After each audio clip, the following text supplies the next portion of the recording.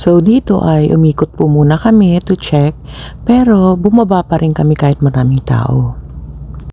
Ang kagandahan ay talaga namang ang laki ng kanilang parking space. Nag-e-emote ang baby Mia.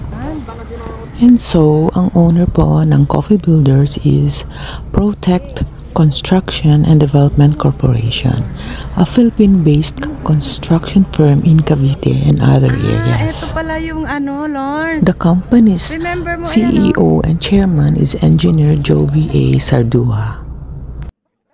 And I learned that magkakilala po pala ang aking manugang at si Engineer Sardua.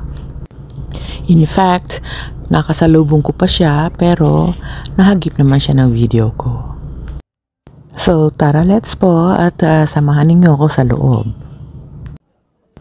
Nung una, puno po talaga, pero we checked again and then ayan nga po at nakakuha kami ng table para sa amin. Nakakatuwa lang kasi po ang mga customers mismo ang mga kumakanta at nako, ang gaganda po talaga ng mga boses nila para pong may concert na live.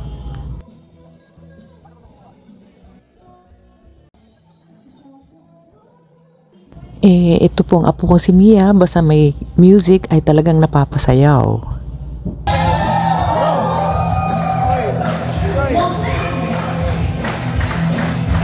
Pwede daw siya anytime.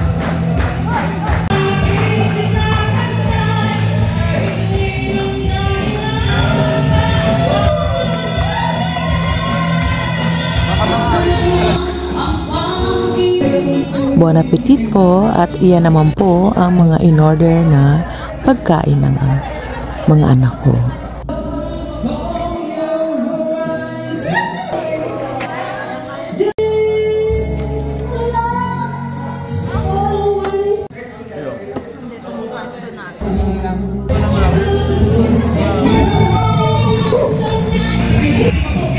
Sa galing naman po ng nag-wrap, ay naku, tuwang-tuwa lahat, pati ang mga anak ko, lahat kami.